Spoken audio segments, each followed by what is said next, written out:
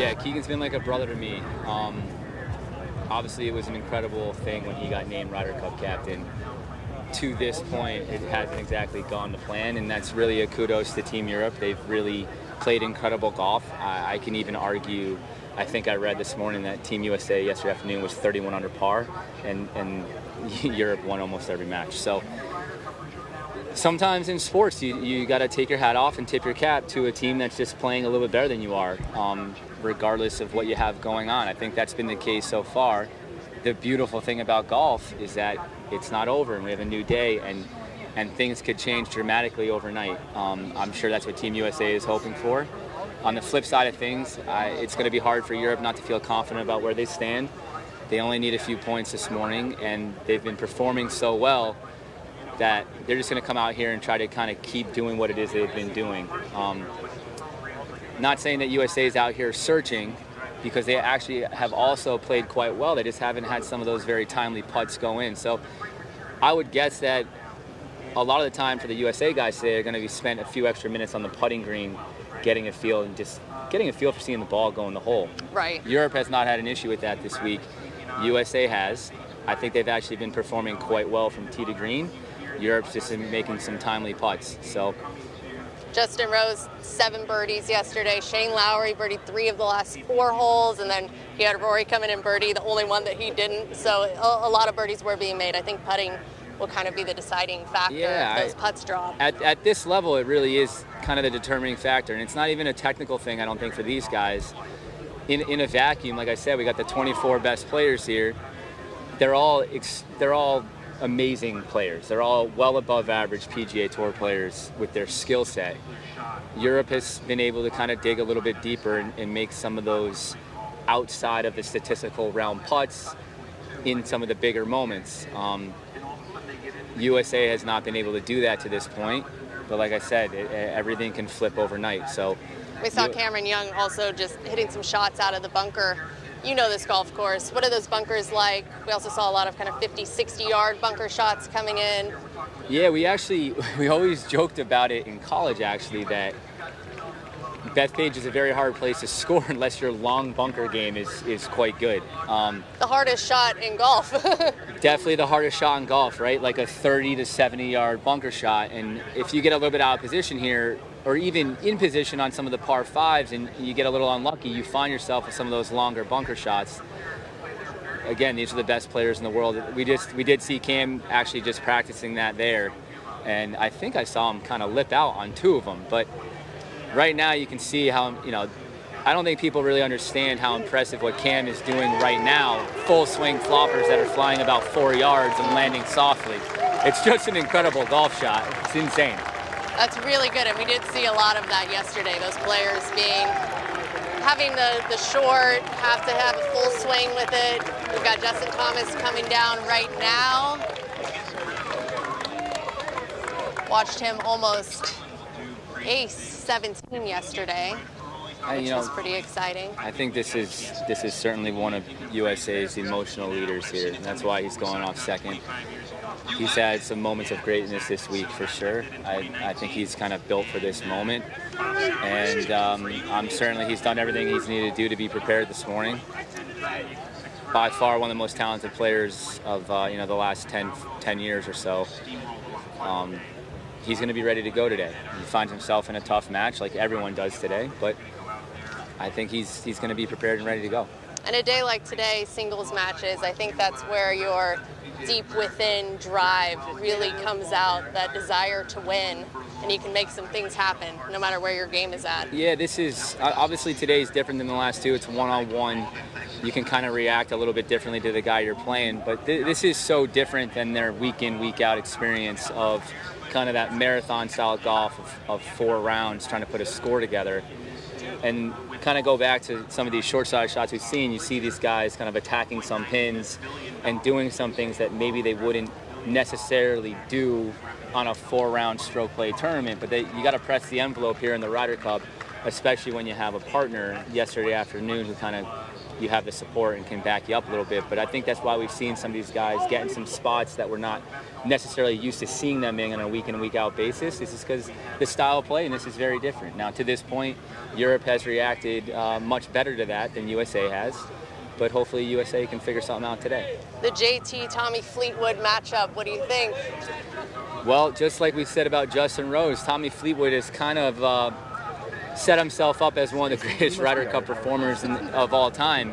He seems to show up when it matters the most in the Ryder Cup, beyond the fact that I don't think anyone can argue the fact that he's physically one of the most gifted people on the planet.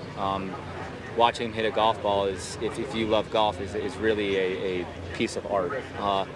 But he seems so far this week to kind of have that moxie and that will to do what he needs to do when it matters the most. And especially someone who gets, in my opinion, kind of unfairly criticized on a week in, week out basis, because these guys put themselves in a position to win so many times that you're going to fail so often. Tiger Woods is the anomaly, right? And our expectation and the average golf fan expectation is that, oh, well, Tiger Woods won every time he had a chance, and it's not fair. So in my opinion, Tommy is a victim of some unfair expectations just on these guys in general. He puts himself in it with a chance to win, way more times than most people do, and that's why sometimes he falls short and sometimes he does it. But he's still one of the best players in the world. Match play, you and Keegan, who's winning? How do those matches go on? I'd be happy if I beat Keegan 2 out of 10 times. I mean, if he was here telling you right now, he said I'd have no chance. But I can't. I gotta protect my ego a little bit and tell myself every once in a while I can get in his pocket. But he is also one of the best players in the world and quite difficult to beat in a match play scenario. And especially, and he's shown it in the Ryder Cups he's been played in the past. I mean, he seems to be able to rise to the occasion. He's one of the guys, even in the last year, he finds himself with an opportunity to win. He seems to be able to lift himself up into that moment emotionally and mentally. He's one of the most mentally strong people that I've ever met in my life. So given the situation that he's in right now, I know maybe he had a tough time sleeping last night, but I know he's gathered himself, and I know mentally and emotionally he's ready to do what he has to do for his team to hopefully make a push today, because he's the type of guy that can handle this situation, and that's why he finds himself here, and that's why he's the captain of the USA. And I've been so impressed by Keegan, just of how he's handled the last few months. I think he's done a great job of bringing the caddies, coaches, all of the coaches of all of these players. They've had meetings, they go through stats. I think it's very interesting to see how he's very open to input and hearing and learning new things. Yeah, no, I'm not in the locker room and stuff, but I've talked to him a bunch. I think if you were to ask the PGA of America how Keegan's done as a captain, they have nothing but praise. I think that maybe he's created a new vision and a new future of what is expected of a USA captain. I think regardless of the scoreboard right now, I think Team USA has been supportive of each other and more together than they ever have been. And I think that's a testament to Keegan as a captain. Now, like I said, it hasn't shown itself on the scoreboard yet. Hopefully today they can make a push based on everything he's done this year. But when he was named captain, I was kind of personally worried about how his own game would react to it. And he's had one of the best years of his career, which is another testament to how mentally and emotionally strong he is. Now just tell me about your dad and his golf game and sort of his career through it all. Yeah, my father, he started caddying at Woodway Country Club when he was 6 years old and retired as director of golf at 65 years old. Spent his whole life there, spent 3 years away in the Navy. And then when he retired from there, he took a year off, he went nuts, and he started working as a starter at Silvermine Golf Club for Stu Walk for the next 13 years until, unfortunately, he passed away 2 years ago. But he's a Connecticut Golf Hall of Famer. He played in 6 or 7 majors. He won every tournament underneath the sun. And then he did everything he could for me and my brother to succeed. And luckily, both of us have kind of created our own paths. My brother's one of the best club pro players in the world. I like to think I can hold my own a little bit. I found myself in an amazing spot at Tamarack Country Club. My brother's doing great at Connecticut Golf Club, and that's because how our dad set us up. So we miss him dearly, but he certainly is, one of the best club professionals to have ever done this, and we do our best every day to kind of keep that tradition going. And you know how special that is. We have Cameron Young and his father out here on the range. What do you think that dynamic is like? How do you handle that in pressure moments, family to tournament play? I have, I'm fortunate enough to know Mr. Young and Mrs. Young quite well, and I was here earlier in the week and had an opportunity to talk to both of them. I mean, I knew how proud my father was of us when we do silly little things like win a Connecticut Open or whatever it may be. Did you say silly little things like win the Connecticut Open? Very impressive. I can't imagine what Mr. Young and Mrs. Young are feeling watching Cam, represent Team USA and performing at a very high level this week. It's got to be. I mean, I can't imagine how proud they feel about their son this week, and he's earned the right, and he's showed up, and it's amazing. We've got Matt Fitzpatrick on his way out, ready to get warmed up.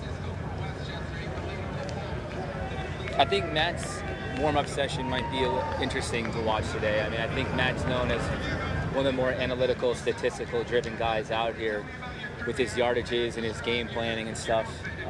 As you can see, Cam has his TrackMan out, Justin has his launch monitor out, Matt's getting his launch monitor set up. I mean, these guys spend countless hours getting their yardages figured out, and I think on a morning like this morning, it's less about their swing path and their face angles and things like that, and really getting comfortable with the yardages that they're trying to hit, because at the end of the day, that's the most important thing of scoring, is hitting the ball the intended yardage. So I think that's what they're working on most with the launch monitors. Looking at that carry number right there.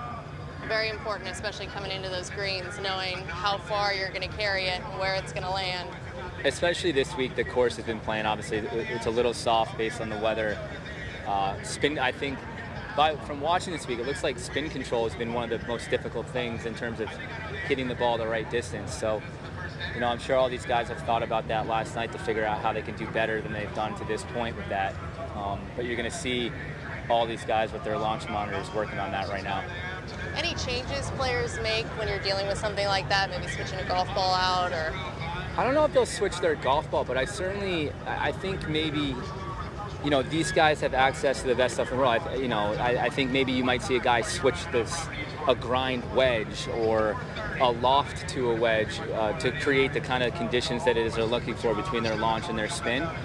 And even game planning wise, some of these guys, you may not be able to hit full wedges. You're going to have to adjust, hit some hand-putter shots, hit some knockdowns, some shots that are easier to control their distance because the ball's not bouncing around once it's on the green from inside of 150 yards. So I think you might see some guys really working on that this morning. And it's great. We're actually able to see the shots coming up on the top tracer range, so we're able to see those carry numbers, ball speed, launch. I think one of the most impressive things, I've standing here a lot this week, is I pay attention to how much their balls curve. Cam's hitting some shots that are curving about 6 feet. That one curved 1 foot. That had 1 foot of curve. So these guys certainly know how to hit the ball in the middle of the face and hit it their intended distance. But that is so impressive to hit a golf shot that only curves 1 foot. All right, we've got Tommy Fleetwood on his way to the range. Let's just talk about how long of a week this actually is. All the golf that has gone in, you throw in the weather, and we're out in the rain. I was on the shuttle back to the hotel last night, and Tommy's son Frankie is just sitting there passed out, so exhausted. It's 8 p.m., so it's not just the players, it's the family, all the support that's coming out. I think everyone has just put in a lot of hours to being here and being able to come and play another 18 holes. I can't imagine. And you add the emotional side of how demanding the Ryder Cup is. When these guys get done today, they're gonna crash for a few days emotionally. I'm sure they're having no issue this morning, kind of getting the adrenaline going and getting up. But these guys are all so spent. They've been here, longer than they're usually at a golf tournament. I'd argue the 24 best players in the world have kind of gotten into a routine of flying in on a Tuesday, playing their Pro-Am Wednesday. You know, these guys have all been here since last Friday, last Saturday, taking care of their families, doing team activities, long days, you know, tough shuttle rides back at night, long days out here supporting their teams, the emotional roller coaster of what the Ryder Cup actually is. Yeah, these guys are absolutely gonna crash tonight and spend the next few days in their beds and with their families relaxing. And we're back on Cam Young, who still has a wedge in his hand. That's a long time to be spending on shipping greens, still focusing on short game, wedges. I think that's really showing how important that part of the game is going to be today, especially to Cameron Young. Especially to our people at home watching and our amateur golfers out who play golf. Cam Young's reputation is one of the best drivers of the golf ball on the planet. Long, straight, hits it really, really hard, exceptional long iron player. And he's been hitting a wedge for the first, let's say, 20 minutes of his warm-up here. I think that kind of tells us everything that we need to know about what's really important when you're getting ready to play a round of golf. He's getting as comfortable as he can with that bottom part of his golf bag, especially because we all know Cam Young knows how to hit a driver. So I assume that when he gets to driver, he's just going to hit a few to get comfortable swinging really full speed, because he knows if he has a good driving day, he's going to have a lot of shots from 150 yards and in, and if he wants to beat Justin Rose, he's going to have to hit these shots close and make some putts. So that's certainly what he's working on now. And we're able to see both of them, Cameron Young and Justin Rose, sitting next to each other. How about Justin Rose's game in comparison? What are some of those major differences? Yeah, so Justin Rose, I think watching this week, Justin Rose is sneaky a long player. He's not as long as Cam, but he certainly is someone. I mean, as you see Justin Rose right now, I've been out here all week. The setup he has right now with the training aid between his forearm, his alignment stick, and then he uses a second alignment stick to put on his plane. I haven't seen him hit very many balls without this setup right here, which is also another something we can learn at home. Justin Rose has been one of the best players in the world for 20 years, and he doesn't hit a golf ball without this setup right here. So obviously he's always paying attention. You can see Mark Blackburn there, his coach with them taking some video. He's certainly working on his fundamentals, making sure he's on plane, making sure, you know, his training aid on the forearms are giving him whatever feel it is that he's trying to feel to create the ball flight he's trying to get. But I haven't seen him hit a shot all week without that setup. Such a great reminder to amateur golfers that really bottom line, those fundamentals and setup and grip are the most important thing. There's absolutely no doubt. I mean, everyone out here watching is like we've said numerous times now, the best 24 players on the planet. And the reason for that is because their grip, their setup, their ball position, whatever's, you know, plane work and all those things that are in theory quite simple to these guys is what they focus most on a day in and day out basis. That's why they can perform at such a high level so many days in a row. And it's for those of us watching at home and the people that are not Ryder Cuppers, we may not spend enough time on those fundamentals as we certainly don't spend as much time as we should. No one spends enough time on the fundamentals. And these guys, this is exactly what they're doing. Warming up for the last day of the Ryder Cup is focusing on those things. So. And you mentioned Mark Blackburn, PGA professional over there with Justin Rose. What do you think about his style of coaching and how he approaches things? I've had the opportunity to actually spend a little bit of time with him. He's obviously one of the smartest guys on the planet when it comes to the golf swing. I know he's very tied in with TPI and ground forces and how we're using the ground and using our legs. I have had the opportunity to talk to him a bunch. He is someone that understands that every player is a little bit different. So I haven't necessarily seen him work on the same things with Justin Rose as I've seen him work with, say, Matt Fitzpatrick this week with pushing off the ground. They're not doing exactly the same drills. So Mark understands that everyone's a little bit different, and he has these core concepts that he thinks are important to being a very high-end player and a better golfer. And he takes those core concepts and personalizes it for all of his guys. So nothing but respect for Mark Blackburn. He's certainly one of the best in the world at doing this.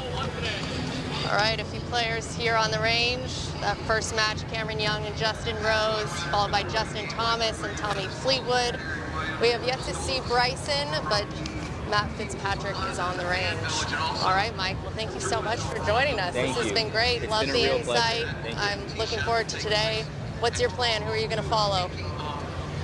I just hope I have the opportunity to see Keegan out there, see my guys driving the carts out there. But I think I really want to see Cameron Young today. I'm going to do my best to kind of follow him around. Great. Appreciate you joining us. Thank you so much. Cannot go today, which means Harris English, who he was to play, is going to sit aside. And what that means is that we are now no longer 11 and a half. All right, that was Michael Ballo Jr. who joined us. Teammates with Keegan Bradley at St. John's. Great insight from our PGA of America golf professional. Thank you to Mike for joining us. Put it on the board! That whole thing down, so it's now an outline. No longer on it. Let's go over to Drew Stoltz, who's over at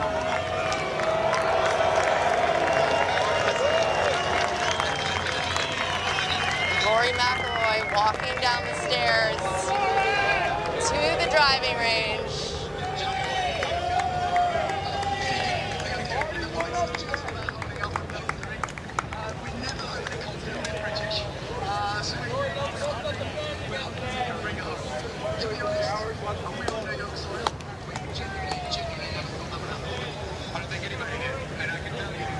Rory McIlroy going up against Scottie Scheffler today. Be an interesting match to watch. Two of the best players in the world. It's an outing. So every 2 years we get together. When we and Ireland to come find us.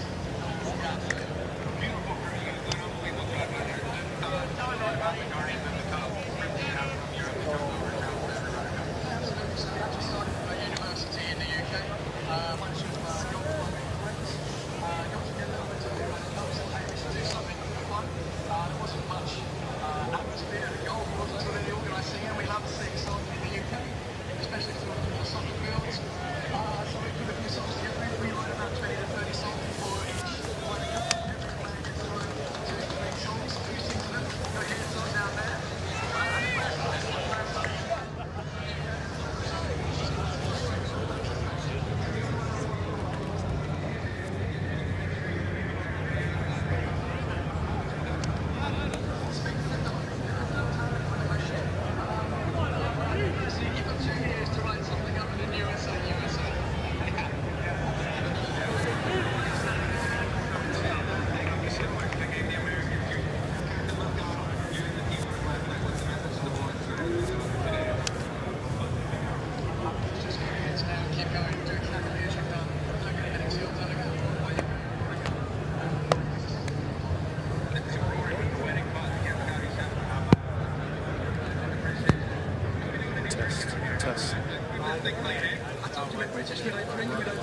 Test.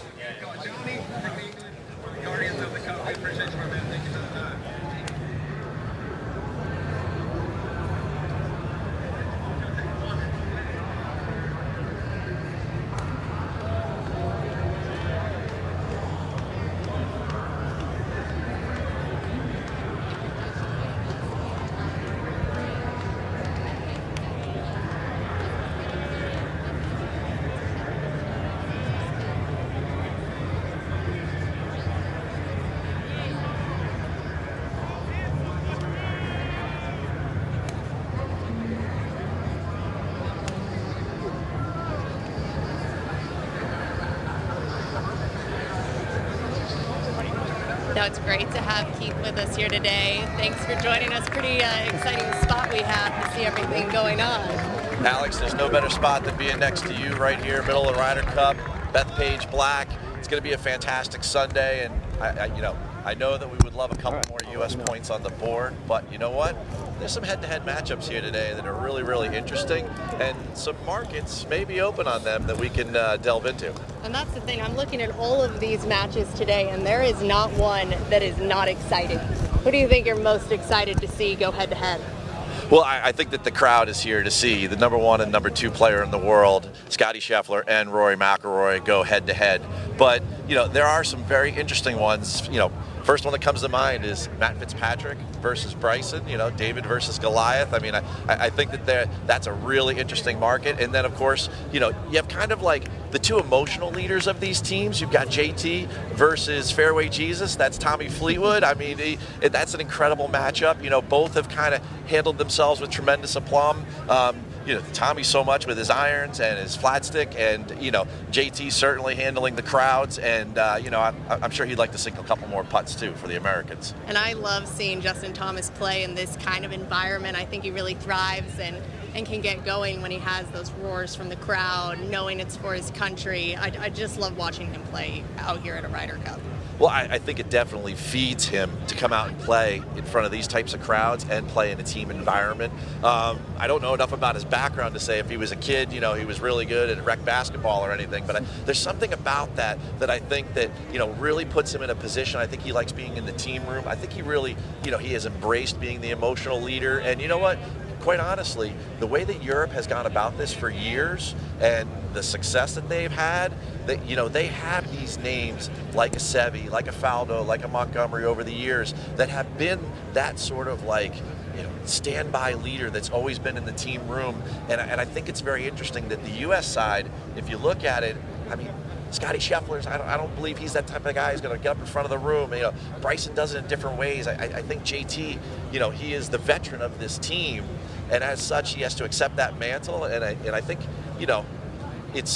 he's done it very well. But at the same time, we have to win more matches. Absolutely, and we'll see what can get done today. 10 points is what's needed for the U.S. Ryder Cup team. But Keith, just give me a little bit about your background.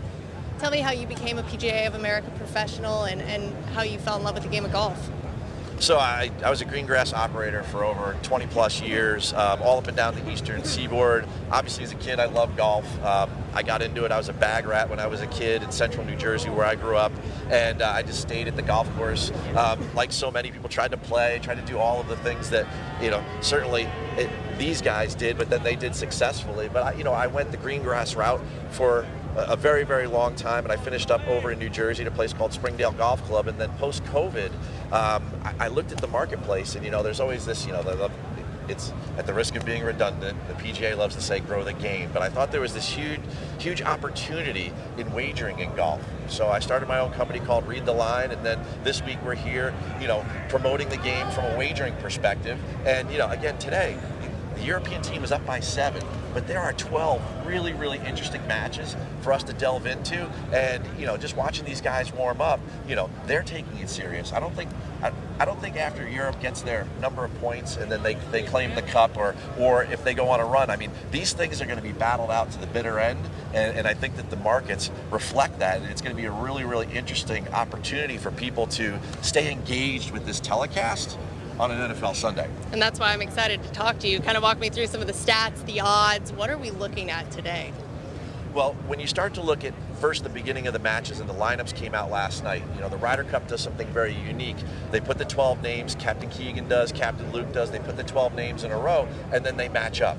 So we don't really know. Of course, in the 4th slot there, we did get Scottie Rory, so there may have been a wink-wink handshake, I don't know. NBC pulled that one, I'm not quite sure, but, at the end of the day, I'll take it.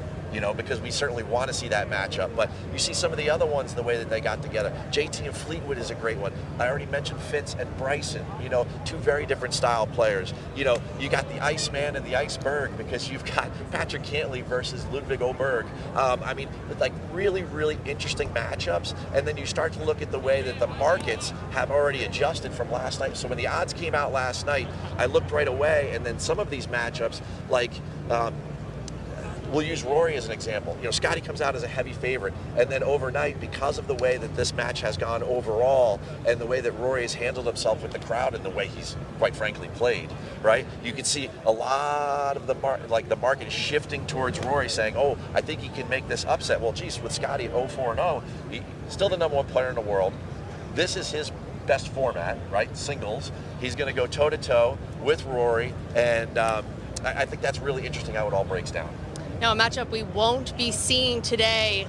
I've just gotten word that Victor Hovland will not be competing here in our singles matches at the Ryder Cup due to his neck injury, which also means Harris English will not be playing. His name was the one in the envelope. Oh, wow. So we will not see that matchup today.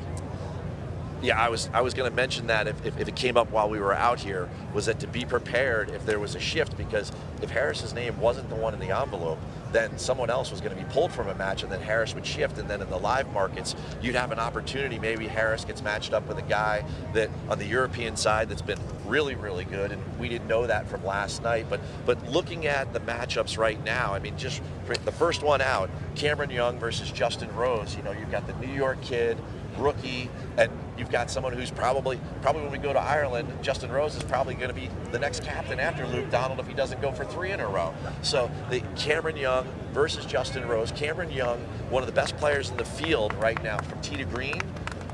Conversely, Justin Rose, pretty average tee to green, but the best putter on the property. And we saw it all day yesterday. So you have to ask yourself, do you go with Ryder Cup experience and the putter? It seems like it's been working pretty well for the European side so far. Or do you want to go with the support that you know Cameron Young is going to get from the New York crowds? And we've got top tracer range on Tommy Fleetwood hitting. Love seeing these numbers here. What are you thinking about how we're seeing Tommy play this week and just coming into greens and his energy? Well, when you start to look at Tommy versus JT, the big factor there, everyone goes right away, Tommy's undefeated this week. But why is he undefeated? He's undefeated because he leads the 24 guys that are here in strokes gained approach. Now we're talking about the Black course, Bethpage Black, US Open venue, PGA Championship venue. This is the type of place that with the rough down, you could hit the green from anywhere, and Tommy's been doing that, and that's what's led the way. I mean, he combined with his partner against Bryson and Scottie yesterday. They had 12 subpar scores. Unbelievable playing. I mean, Rosie had 6 in the first 8, but then Tommy was right there for him down the stretch. So you really got to pay attention to what he is doing with his ball striking. I mean, plus 6.5 strokes through 4 matches, tee to green, incredible. Whereas JT has been pretty standard, pretty flat line from tee to green, but the putter just hasn't been there for him. So if you're looking at that matchup right there, I definitely would have to lean the European side. So which matches are you looking at that you think the U.S. Ryder Cup team will excel in, where you're thinking, okay, I'm pretty confident we'll see some points on the board here? Well, we have to do something early. And even though I just went with Fleetwood there, out of these first 3 matches, you've got to take down 2 of them. With the half point that just went to the European side, they now have 12. So they only need 2 points to retain the cup. Remember, the rules of engagement here is that the U.S. needs 14.5 points to win the cup, but Europe only needs 14. So 2 points away. Geez, I wish I felt better about all of this. I know. And I tend to look at things in a vacuum, but Cameron Young is going to have the support.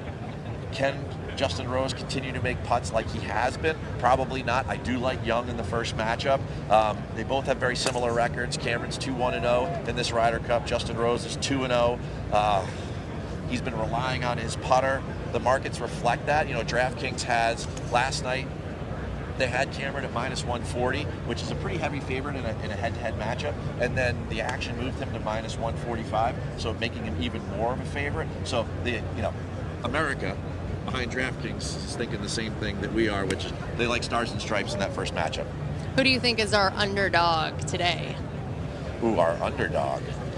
Further down the list, there are a couple really good ones, and you got to start with my man JJ Spaun. I mean, here's the guy, wins the US Open, and to those of us that play daily fantasy sports on DraftKings, or we go out and we bet the PGA Tour all the time, we know all about JJ Spaun.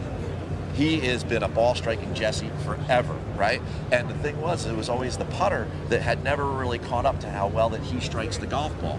So to have him this year, all of a sudden the putter pops, that's why we all know J.J. Spaun now as a household name and as the winner at Oakmont. Him up against Sepp Straka, who's had a lot of time away from the golf course. I mean, J.J. Spaun, he's got 5 straight top 25s on the PGA Tour going back to the Open Championship, and Sepp Straka took some time off during the FedEx Cup playoffs because he just had a child. So I like those. I do like that matchup right there for somebody who is probably a little bit of, he's not Bryson, he's not Scottie. You know what? I think the Saturday sit-out guys. If you want to go with Ben Griffin and Rasmus Højgaard, Ben Griffin could have played a little bit better on Friday, but Rasmus Højgaard really looked like he was outside his element. And what I think really, I really do like Ben Griffin coming back. Ben Griffin has been so consistent on the PGA Tour. And Rasmus kind of cycles. If you look at the way that he plays, his results, his finishes tend to go up and down the leaderboard, whereas Ben Griffin has just, outside of the 2 wins, he's just been, Alex, he's been totaling top tens, like one after another after another. The Pro Tour, he just lost to Scottie. It's Scottie, right? I do like that further down the board, and I'm sure you want one more. I'll go European side for all of our European viewers. We'll take that. All right. How about the Battle of Scotland? We've got Burns versus McIntyre, right? Get your kilt out. Who are you going to root for? I think that Bobby Mack has really taken a step up in this Ryder Cup. You know, it's funny. Back in Rome, he was a rookie, and they basically trusted him with 4-ball play, which means you kind of get inserted with a veteran, and it's like, hey, come on over here, Bobby Mack. We're just gonna, you know, kind of ease your way into this whole big circus, right? Well, now this time they're putting him out in foursomes, they're putting him out an alternate shot. You know, he has a very strong record at 1-1, and his ball striking has been very, very good. I mean, since Rome, how many guys here of the 24 have 2 PGA Tour wins? Bobby Mack is one of those. And, you know, the markets kind of reflect it. He was much more, on DraftKings last night, he was much more of basically an underdog to Burnsy, and that basically flipped overnight. So now all of a sudden Burns is the underdog and Bobby Mack is the favorite. Watching those markets, people know you got to pay attention to these things. Absolutely. Now we're back on Tommy Fleetwood hitting his shots. We've got Justin Thomas. All right, Justin Thomas looking dialed, very focused right now. All these guys right now, very focused. They're competing for their country. I mean, absolutely, Alex. And you bring up a good point, and you mentioned this earlier. What do we have to do early? Well, JT's got to win. Cam Young's got to win. We've got to get these first couple, you know, red flags up on the board, and so people understand that are out on the golf course, hey, we can win some matches. We can get some points today. Justin Thomas, a couple of Ryder Cups, right? Undefeated in singles play. 3-0. 3-0 career Unbelievable. all time, right? Now, he's got a tough task in Tommy Fleetwood, but you know what? If there's one guy on this range that has proven on Sundays in a Ryder Cup he can get the job done, JT is definitely one of them. Flip the script with the putter for him. The ball striking's already there, and if he could putt as good as his shoes look, then man, oh man, then we'd be in good shape. We've got Patrick Cantley, who just walked in as well.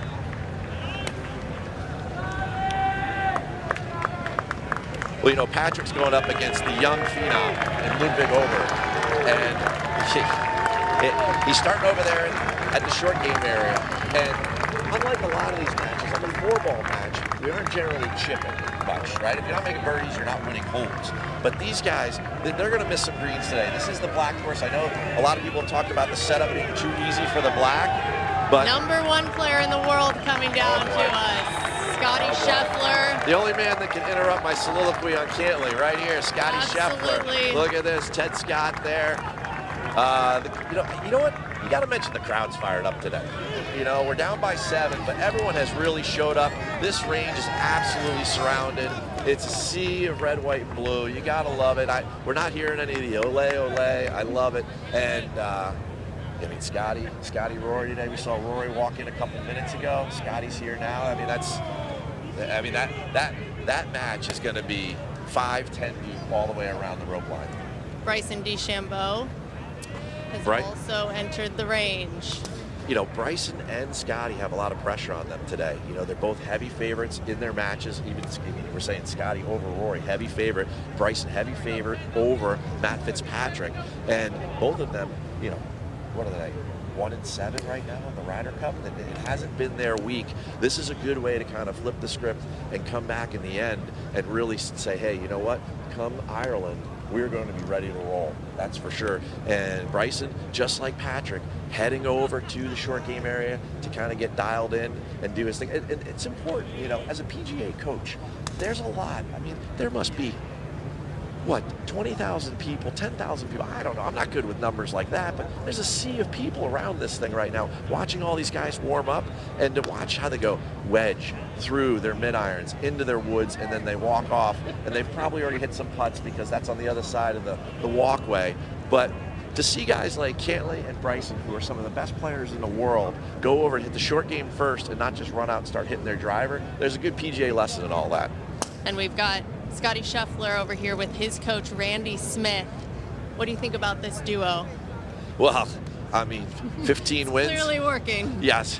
Oh, how about this? In 2021, Scottie might have been the 12th or 11th guy picked on the team to go to Whistling Straits. We win 19-9 in the Ryder Cup, and he beats John Rahm, who was the man of the match for the European side, handily on a Sunday. Since that time, he's got 19 wins. He's got 4 major championships, and it all comes and it stems from his work growing up, longtime PGA coach and member Randy Smith.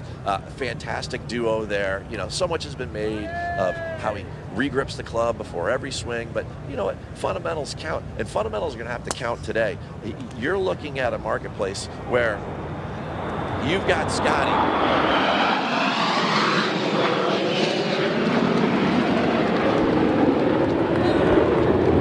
We've got a flyover.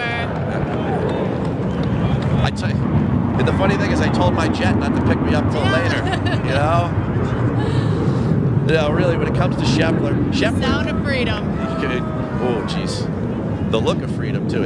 I mean, there's nothing like when those jets fly over. It kind of gives you chills a little bit. I mean, you know? we heard some USA chants start up right there. Absolutely. The Scottie market versus Rory McIlroy on DraftKings. A lot of people bet Rory. That's the way the week has gone. Rory's number went from plus 120 down to plus 110 this morning, and I think as we get closer and closer to game time, I think that number is going to continue to flatten. Scottie's number basically stayed the same, which means that some people believe in #1 in the world, but for the most part, it looks like more of the action on DraftKings is going towards world's #2, or, you know, pretty much the leader of the European side. Well, Scottie has never lost in singles. I think this will be interesting. Absolutely, and you watch as he goes through the bag here. You know, one of the things that's important to point out, and I'll put my PGA hat back on for a second here, Alex, is that, you know, when these guys warm up on the range, they tend to warm up, you know, folks at home, when you warm up, do you ever think about in your warm-up using the clubs you're actually going to employ that day, that you're going to utilize when you're out on the golf course? So let's say you go to your home course and you always, on 2 or 3 of the par 3s, you always use a 7-iron, or you use a 7-wood, whatever that club may be. Do you use that in your warm-up? Well, I guarantee you these guys, JT side by side with Scottie, are using clubs that they know that they've been using all week during practice rounds, they've been using during the matches, and now that they're playing their own ball, they really know which clubs to dial in with. And I was speaking earlier with Michael Ballo Jr. about those sort of 30 to 70-yard bunker shots. We see a lot of guys over there working on their short game, spend a lot of time on wedges over here on the range. Well, I can give you a quick pro tip of the day, Let's right? hear. When it comes to a longer bunker shot than straight green side. So if you're like under 50 feet, then you pull out that highest lofted club. Maybe it says sand wedge, maybe it says lob wedge, maybe it has a degree on it, 50, 58, 56, 60, and you use that for those green side shots. But sometimes you get a little further away. You get, you know, maybe 30 yards away. You can use different clubs. Just because it says sand wedge doesn't mean that's the only club you can employ there. You can use a pitching wedge. Take something with less loft, make the same sort of swing. You'll be amazed. It'll come out lower, but it'll fly further. It'll have the same amount of spin. So anyone out there that maybe is skipping the matches this afternoon or has a late tee time after this is all over, maybe somewhere out on the West Coast that's streaming us right now, like, try that today. Try a gap wedge. Try a pitching wedge on a longer bunker shot. And you just open it up like a regular bunker shot. It'll just carry further and still get the same amount of spin. 100%, Alex. You would just open it up and you would just hit it just like you would a normal bunker shot when you're close, and it's gonna come out lower. It's gonna come out with the same amount of spin, but it's gonna fly a whole heck of a lot further. And we've got the top tracer range up, Scottie Scheffler and Rory McIlroy numbers. I wonder why they picked those two to put up on the big board in front of us here from Top Tracer, right? Oh.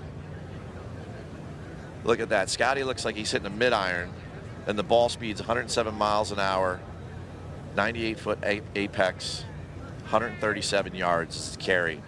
So he's probably hitting a nice little easy pitching wedge. And this is just one of the reasons I think the golf lovers love coming to the range. They get to see these numbers. They get to see the players up close all at once, lined up. You're getting a lot of information from being a spectator on the range.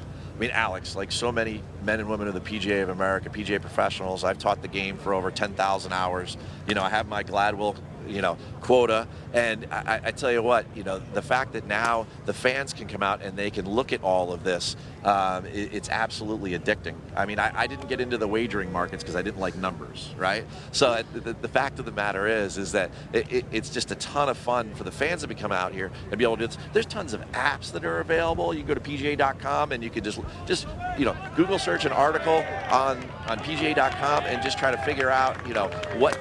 You can get an app on your phone and it'll give you numbers. It's a wonderful time in golf. There's just so much of a blending of technology, and you can see these guys out here. Look at all of them. They all have their TrackMan or their launch, all the different various brands of launch monitors out here. It's really kind of cool. And to be quite honest with you, without those devices, we wouldn't have the analytics that we do, and then these marketplaces wouldn't be as sharp or as smart or as accurate as they generally are.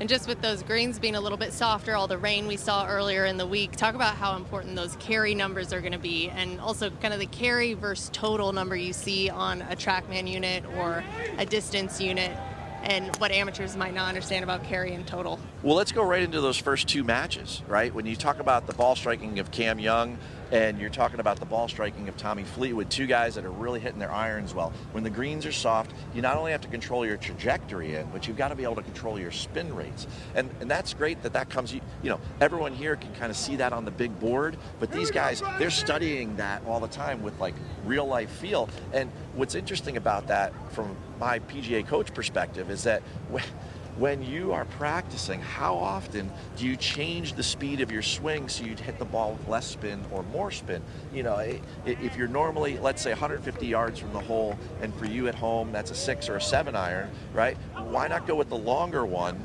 swing a little easier? You're going to put less spin on the ball. If it's wet and the green is really sloped from back to front, then it won't pull off as much. These guys make those adjustments on the fly, and as a result, it's very, very interesting. Now, Keith, as we wrap up, leave us with a final thought. Which group are you wanting to follow today? Who do you want to see up close and personal going head-to-head? Well, I do appreciate Luke Donald and Keegan Bradley for putting Bryson and Fitz back-to-back with Scottie and Rory. I will be meandering back and forth between those two. There are a couple later in the day, though. I really am interested to see J.J. Spawn and Sepp Straka. Right in front of them, you've got... There's no doubt the Spanish bull, John Rahm, is ready to roll today. He's got a great competitor on the American side in Xander Schauffele, no doubt about that. And then deeper in the day, for sure, I think both guys that sat out yesterday would be a really fun match. Rasmus Højgaard, probably some of the besides Bryson, some of the most ball speed in the field, and I think Ben Griffin comes back. And you know what? I'm going to say this much too. I like Ben Griffin's odds, and I like Ben Griffin to take him down today. Go USA. All right. Thank you, Keith Stewart. Appreciate your time. Thanks so much, Alex, and thanks so much for all you do for the PGA of America.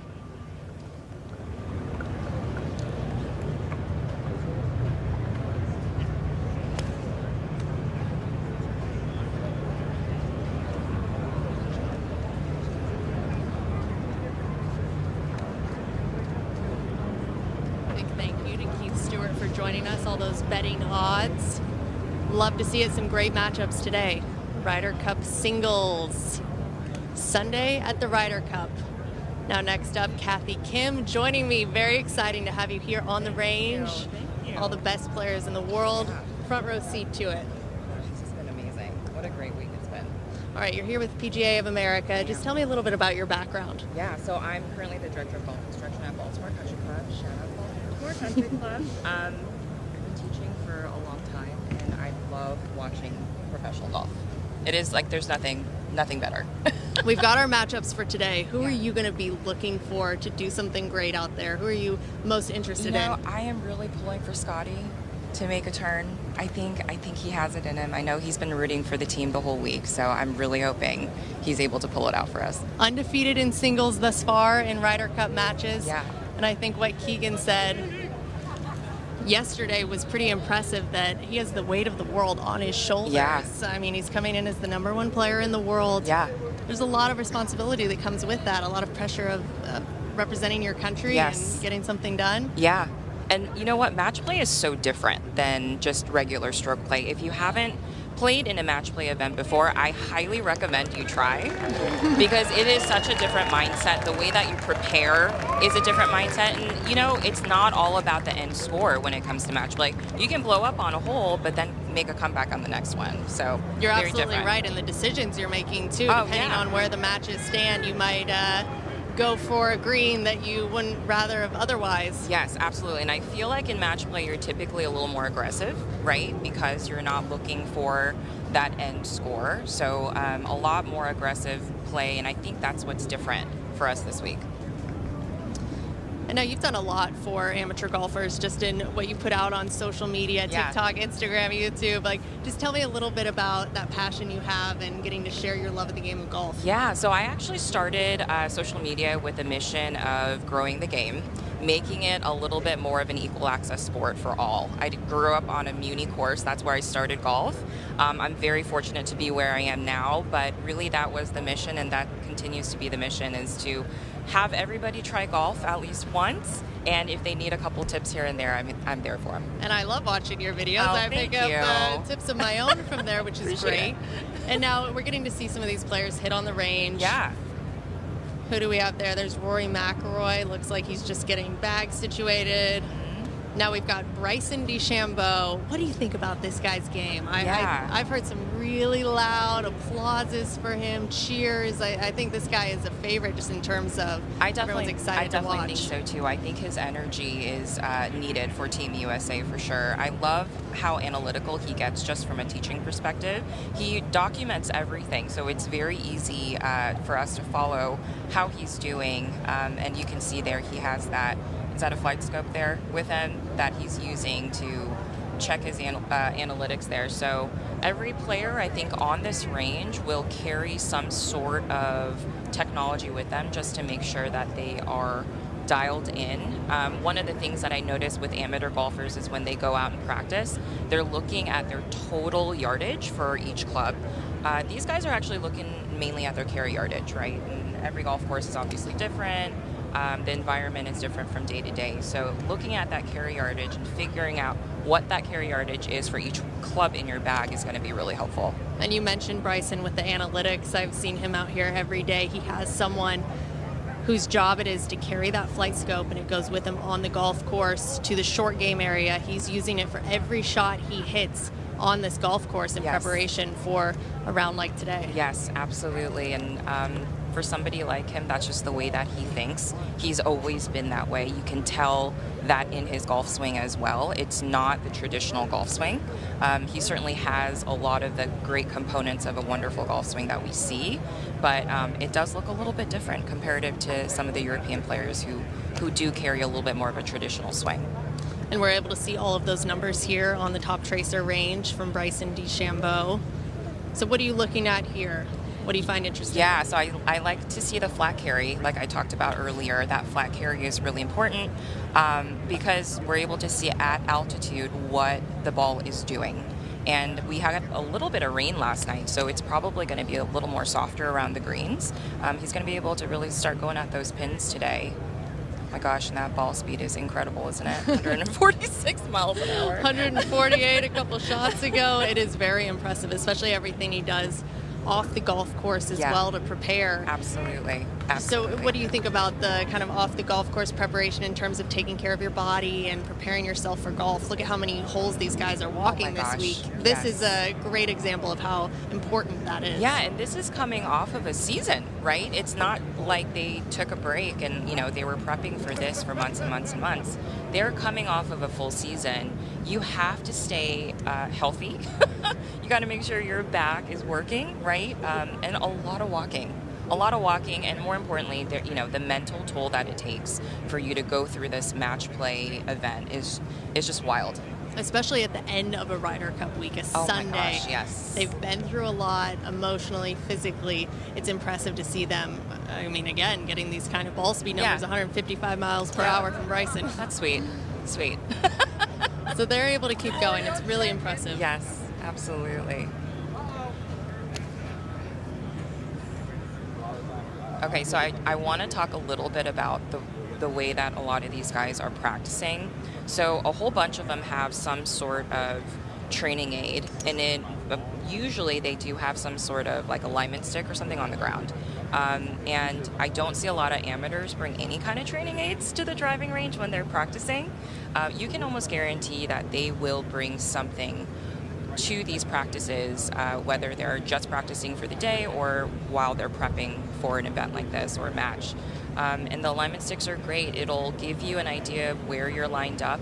Sometimes your eyes will miscue and you'll end up lining up way more right or way more left than you think you are. And this is a great way for you to just double check that, is using an alignment stick on the ground. That's a great note. Just putting emphasis on the fundamentals, just some of those key things to make sure you're starting the day exactly how you want to. And what better place to do it than on the range where you can get things dialed in and know you're starting the day out with a good setup. Yeah, absolutely. And I did hear that these guys are doing their normal tour warm-ups. So it's not like they're doing anything different for this week.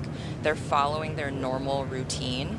A lot of these guys will have down to the number of golf balls that they're warming up with dialed in, so they don't deviate from that. It's not like you're going to see Justin Rose, for example, hit 81 balls one day and then 200 the next morning. So definitely keeping to routine this week. Now we've got Bryson pulling out his driver. We're going to see him Here we go. Hopefully the range is long enough for Bryson.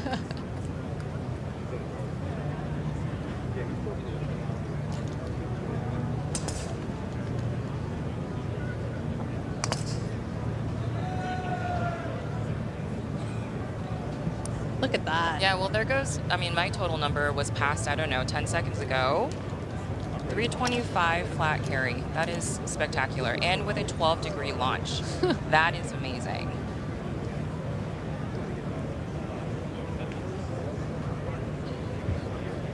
Now, just in terms of where you're warming up, left side of the range, right side of the range, talk about that. And just for those at home who like to have a good dialed in practice, what the difference is. Yeah, Alex, that's actually a really good point, because if you end up on any extreme, it is going to change the way that you are looking at your target.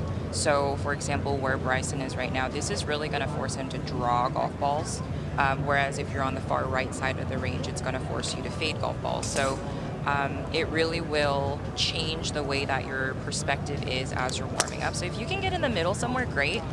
The way that they have it set up here for us this week, you can see, you know, rightly so, they have the US and they have Europe split up on either side. So yeah. Same goes for the tee box too, depending on what shot shape you want to hit. Another thing I think it's overlooked. Yeah, absolutely. And I tell my students, you know, if you are trying to avoid water on the right side, then go over to the right side of the tee box and tee it up there, because it's going to open up more of the left side of the hole. And vice versa, if you need to avoid something on the left, go ahead and go that direction. I don't love it when students try to fix, you know, the slice that you tend to have. If you try to overfix it during the round, you'll probably end up worse. So using more of a course management strategy to try to offset a little bit of what you have going on for the day, I think is going to be really helpful. Yeah, the visual you get off the tee, the visualization of seeing your shot. I mean, there's just so many things that go into it, and that you can have in your control outside of where the ball is going to end up. That is important. Absolutely. And I think a lot of these guys, you know, they are so talented that they are able to hit pretty much to any height that they want at any speed.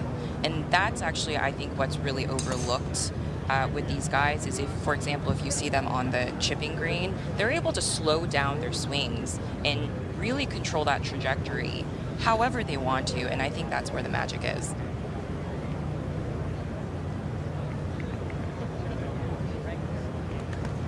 Still on Bryson, a crowd favorite. Yes, absolutely.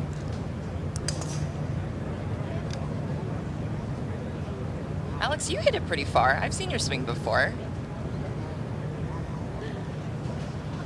It's funny to hear you say that when I'm watching Bryson and his numbers.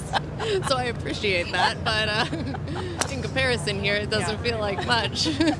He's in a total different league of his own, right? All right, now just talk to me about mentality going into today. obviously a huge part of the golf game. You're a PGA of America member, and you obviously teach golf, but tell me just about how much you're teaching the mental side as well when you go through a lesson. Yeah, you know, it's one of the things that I think is most common with lesson takers is they try to perfect everything on the range, and then the second thing, you know, you know this, you go out to go play and all of a sudden everything breaks down. You're like, what the heck just happened? And it really does happen. You have to practice the mental side of being in trouble situations. These guys, even though they hit near perfect shots every single time, they've been in your position before. They've been in the trees before. They've been in the bunkers countless numbers of times. So to be able to put yourself into that position, and instead of saying, oh God, not again, you go, okay, how can I change this today and how can I make it better? Very important today to go in with a great mindset, stamina. Yeah, they got nothing to lose today. Like we are, Team USA, let's do it. It's going to be an exciting matchup. Who are you interested in seeing? Today, I mean, Tommy Fleetwood has been a favorite for me this season. I think he's just been incredible. After he had his first win on tour, it's like all floodgates have opened, and he has just been spectacular. You know, JJ Spawn, he had a great season as well. He's not the longest player, but when his short game is on, it's on. We sure know that from Oakmont. Oh, what yeah, a putt. sure. Oh my gosh, I know. To seal the U.S. Open win. Yes. That was unbelievable. It's unfortunate that our last match is not going to be happening today due to an injury, but it is what it is. And Rosie's another favorite. I feel like Rosie has just been such an example, and he's been such an inspiration for so many years. And we've seen that half point been added to the Europeans and the Americans, now 5 to 12. Yeah. So just 2 points for the Europeans. Yes. Yes. Now, how about the energy just going out for those first few matches, how important it will be for the U.S. team? I think that's going to be everything. Like, that is going to set the tone for the rest of the day. If we get those first groups going out just hot right out the gate, I think that'll definitely be what we need for the day. And for these players who are out there, you can hear the roars from across the golf course. It's a big piece of property, but you're hearing it. Yeah. So I think getting some roars early in the day, that'll really fuel some of our final matches. Yeah, it's been wild to be able to hear it across the golf course because it's a really big piece of property. So it's been really amazing. And you mentioned match play just being so different from a typical stroke play event. Yes. Especially today, you know, these matches could either end pretty early, they could go to 18, we just don't know. Right. And it's, you know, if you're standing on anywhere after the 15th hole, you might not see anything, which is what makes it more exciting. Like, you have to be in it hole by hole.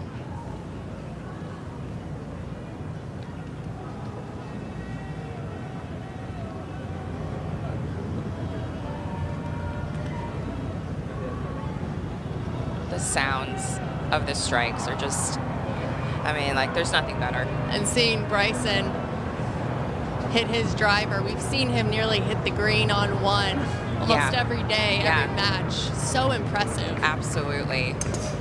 I played here a couple years ago, and I was pregnant when I played here. I was just praying that I would just put it somewhere in the fairway because the rough was so long, and I didn't want to hit it out of the rough. Now, Kathy, just to wrap us up, tell me who you might be walking with today. Who are you going to be just outside the ropes with? Yeah, I'm going to be doing my best to just keep an eye on all of the matches. I mean, I really, like what you said, you just don't know when it's going to be over. So holding on to every moment today is going to be really important to me. Appreciate you. Thank you for joining us. Thanks Kathy so much. Kim, PGA of America professional. Thanks, guys.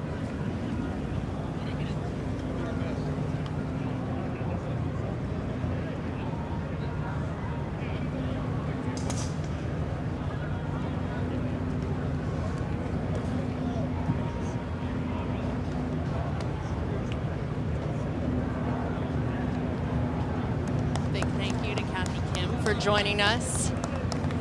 Now with us live from the range, Hamish, how are you? You've been seeing the players warm up a bit. What are your thoughts? Hi, Alexandra. Just really happy to be here. One of the biggest days in our sport, and one of my favorite places to be on the golf course as well, on the practice range, before probably the biggest round of these players' lives. So really happy to be here with you today. And Hamish, I think we really have seen that today. The amount of fan support we have behind us, just watching these players and how interested they are in the game of golf. Yeah, exactly. I mean, we're in one of the biggest places for golf in the country, New York State. So many avid golfers out here that can learn a lot from just watching these great players on the driving range here at Bethpage. And you're a PGA of America golf professional now here on the East Coast from LA. Just talk about the fan support and what it's like out here on Long Island. Yeah, it's been great. I just made the move out here from Los Angeles this year, working at Arcola Country Club, representing the New Jersey section of the PGA. It's been a little different, but love the support that the fans are giving out here. Very passionate golfers, very passionate fans, and you can hear them this week at Bethpage. Absolutely. Now we've got just a few players on the range now. Patrick Cantlay. We've got Aubert, who we are going to live on our feed. Looks like we have Rahm over there warming up his short game. We saw some fantastic pitch shots and chip shots from Rahmbo yesterday out there on the golf course, looking to show up again today and have some more fireworks out there to get some points for Team Europe. Now, what do we think about this matchup? Patrick Cantlay, Aubert. Yeah, this is one of the highlights of the day, I think. Two of the best ball strikers in our sport. Ludwig Aubert, probably one of the prettiest swings out there. He's got an amazing stature. He's 6'3". He keeps a lot of width and length in his swing. And gets through to his left side really well and strikes the ball perfect. So really looking forward to see these two go at it today. And if Patrick Cantlay gets his putter rolling like we've seen him do in the past, he can really show up for Team America and get some points on the board early. There's our matchup right there, 12:46 p.m. Eastern. Can watch on the broadcast. We've got Cantlay now. I love watching his routine, especially just some of the differences too when you see everybody lined up side by side. He's got his coach Jamie Mulligan. They've got the TrackMan out as well. Yeah, so one thing that we noticed with Patrick, he is very deliberate in his game. He has his coach Jamie Mulligan out here representing Virginia Country Club in Long Beach, California. As you'll notice with Patrick's move, beautiful tempo, really balanced finish, and he likes to play a little draw out here on the golf course, which at Bethpage suits the black course really well.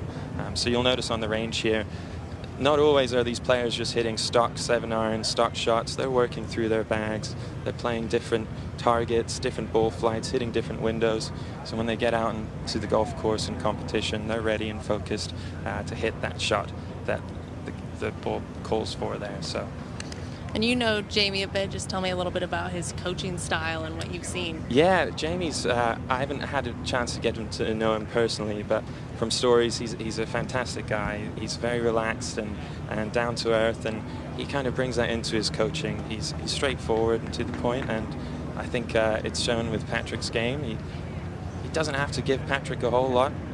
This is someone he's been working with almost his entire life, another Los Angeles native in Patrick Cantlay. So I think he's one thing that you'll notice with a lot of these top instructors and these PGA Tour players is they're focusing on some small things, the fundamentals of the game.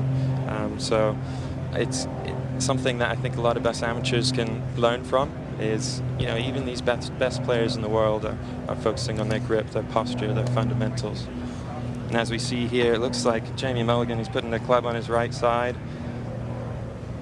What I'm seeing is it looks like he's not trying to get his right hip back too much, staying kind of more centered and stable with his lower body and help him move to his left side and strike the ball nicely.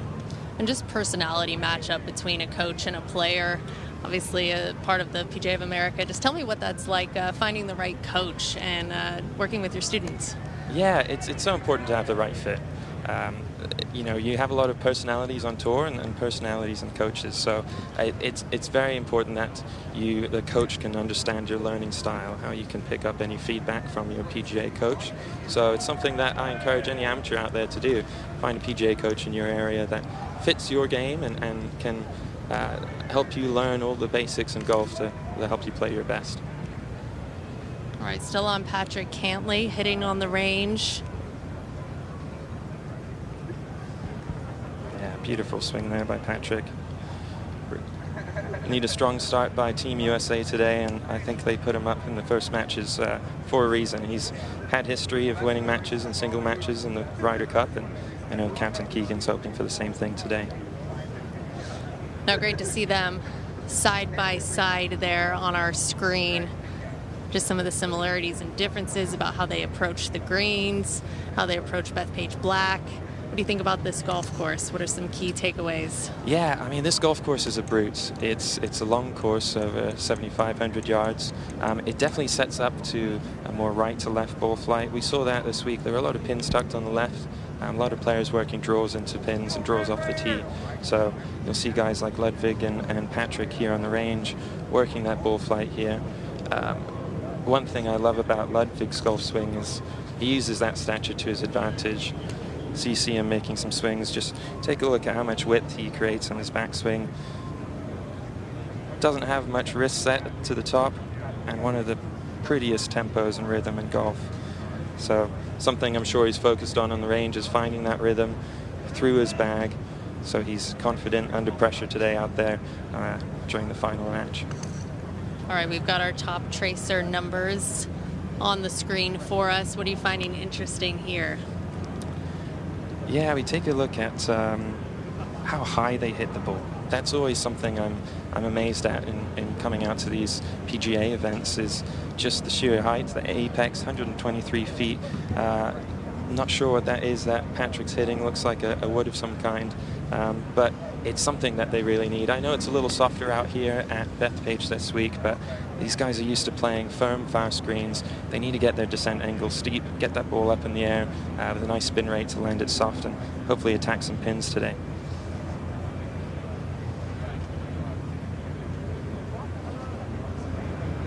Now on the range, very interesting than a typical tour event. A little quieter with less players in the field.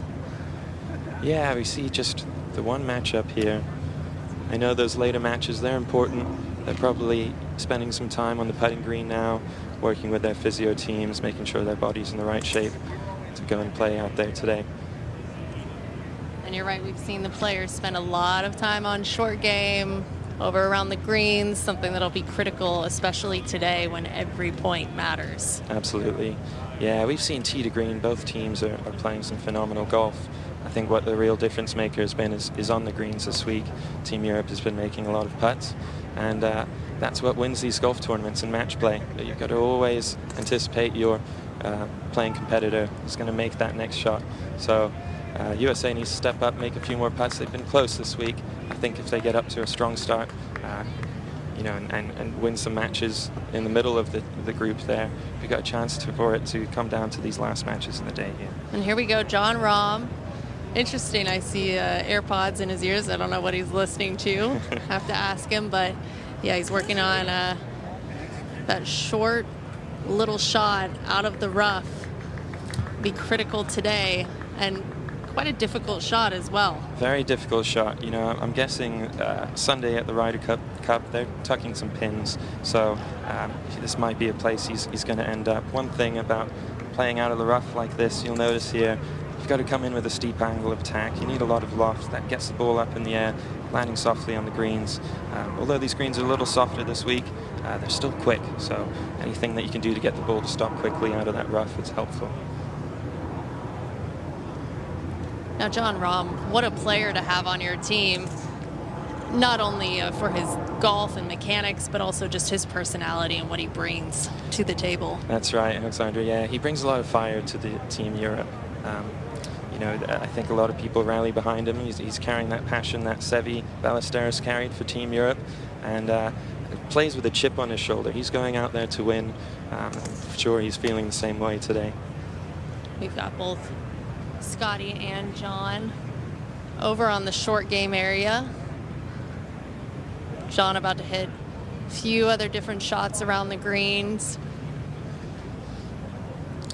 Yeah, that's another thing we can learn from watching these great players on the range is they're not static in their warm-up. They're moving around. They're hitting lots of different shots, playing to different pins, getting comfortable, because it's not often that you're hitting the same shot over and over on the golf course, right? So playing to different targets and getting comfortable in different turf conditions, different lies, I think is really helpful, not just for these players, but for any golfer at home.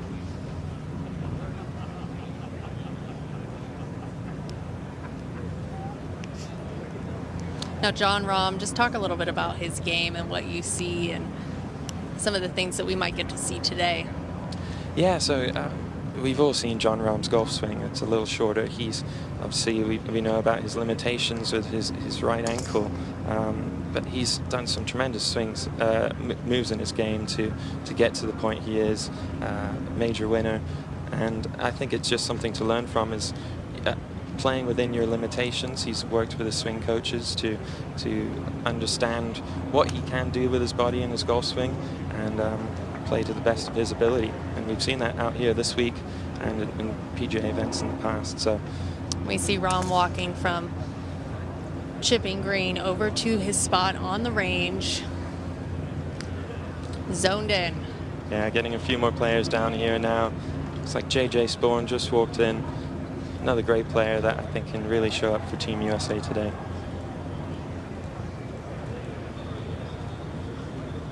And then we've got Dave Phillips, John's coach, setting up TrackMan behind him. Yeah, you'll notice almost all of these players are using a ball flight monitor today, just to get any feedback they can, so they're ready when it really matters on the golf course.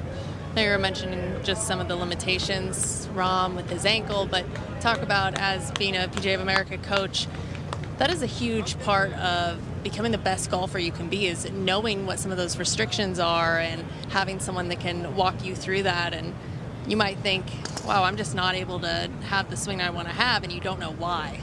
Absolutely, yeah. I think it's such an important part of being an instructor, is understanding first that any limitations or mobility issues a player might have, and using that to structure your approach and how you teach them. Whether it be with TPI and mobility work, I think a player can really improve their golf swing from becoming a bit more mobile, and just working with an instructor to help them understand the move that they can make and what they're able to do. We've got the Sepp Straka JJ Spawn match at 108. Yeah, this is a match I'm really looking forward to. Both guys have played some great golf this week.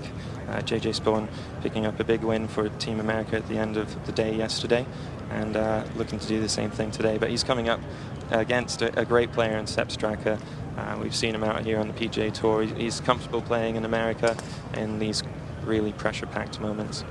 And an important shot that was in point that we saw JJ clutch for the U.S. Ryder Cup team. That was huge. Clutch birdie in the past. We've seen him make some big putts on 18 in the past, the U.S. Open this year. He's hoping it doesn't make it to 18 today, but I think it's someone that Team USA can really rally behind this week. And I think that is a big difference, just for being one of the greatest players in the world, is knowing how to get it done when it matters the most. We saw JJ do it at Oakmont with that long putt, but being able to perform under pressure, which every single one of these players today will have on them. Of course. I mean, this is about as much pressure as it gets in golf. You're not just playing for yourself, you're playing for your teammates and you're playing for your country. So those pressure moments are what these players live for, and they want those moments. They want that opportunity to make that putt when it matters most. And we know the Europeans do such a great job of being a team. We've seen it year after year. But I think the U.S. Ryder Cup team has done a great job of coming together just on and off the course this week. It's been impressive. Absolutely, and credit to Keegan Bradley here, what he's done while still playing and playing very well on the PGA Tour to get all these players together. I've heard the camaraderie in the locker room this week has been phenomenal, and a lot of credit to Captain Keegan there. I think he's done a terrific job, and someone that Team America should be really proud to have as their captain. Back over to Jon Rahm, the top tracer range. Great to see these numbers come up. Yeah, what you'll notice here is they're looking to hit some certain numbers with their wedges, usually working up from 30, 40 yards up to almost a full move.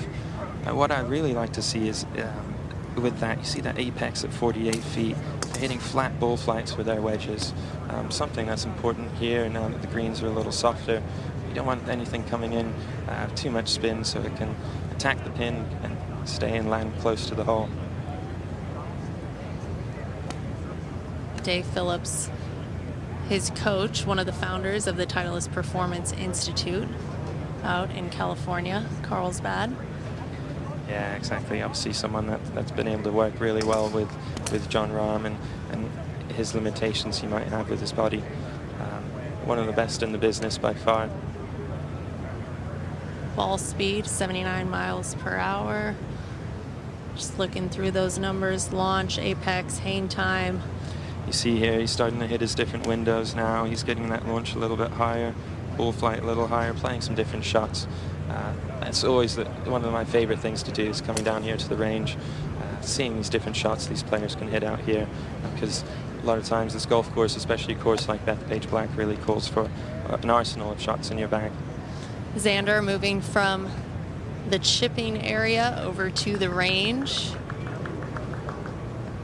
Yeah, Xander. Another guy clutched up with J.J. Spawn yesterday, claiming that point for Team USA in the afternoon. Hoping to do the same thing today. It's a player that's had a terrific year last year, and someone who's made some great strides with his putting. His coach Derek Ueda out of San Diego has helped him a lot with that, and I think that's something Team America needs to go their way this week. They need guys like Xander Schauffele, J.J. Spawn, Patrick Hanley there to make some putts and get some points on the board early. Xander and Patrick, both very good friends. They spent their practice rounds playing together. They even did alternate shot there on Wednesday, which was great to see them already getting in the format of what they want to do on the golf course. Absolutely, yeah. I'm sure that's something they relish. They spend all year on tour together, but never really get to play together as a team. So it's been great seeing them out there. And it was a partnership that we all kind of saw coming just from their history together in former Ryder Cup events. And they're hoping to, I'm sure, do the same thing in 2027.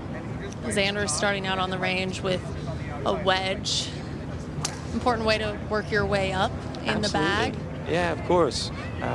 One thing you'll see all of these players do, they'll grab a lob wedge or a lofted club out of their bag, start small.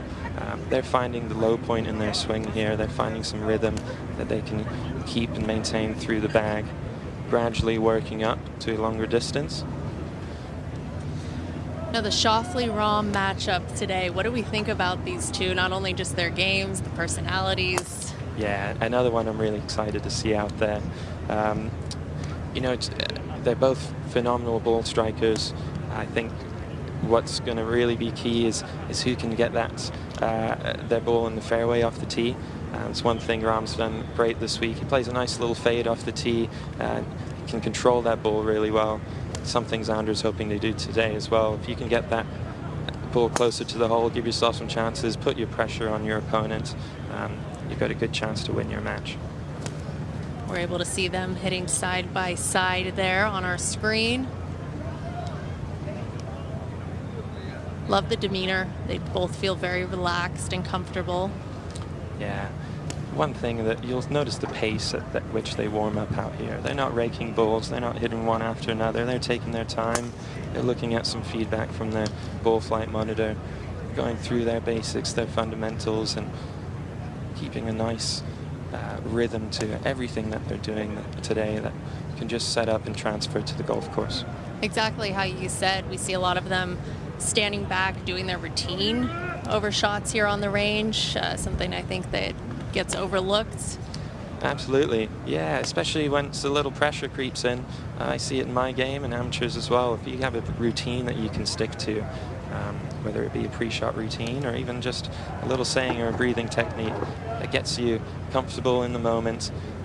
They've hit the shot thousands of times, so it's just another day for them if they stick to their routine and hit their shot.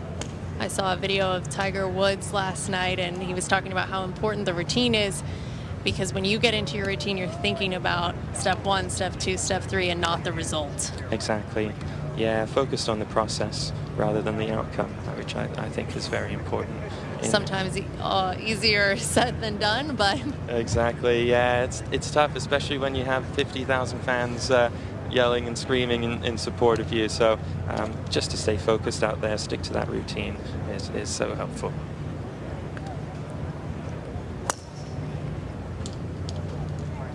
Scheffler and Rahm. Those numbers side by side. Hamish, how about the mentality here today? Yeah, it seems positive. I know America, Team USA has a lot to do, but they seem confident in their practice. It's a little quiet down here on the range, but I think the fans are anticipating some fireworks out there on the golf course, and just any golf enthusiast can really be excited about the matchups that we have out here today. And what's that like going into a match when you're down like this, knowing that every shot will be so important? It's tough, you know. They have to show up when it really counts. So I think, like I said, they're playing. They've been in this moment before. They're playing for their country. They're playing for their teammates, but they're also playing for themselves. You know, they don't want to go out and lose a match and give up a point on the board. So I think they'll be able to show up today and play with some pride and some passion, and do their best to help their team.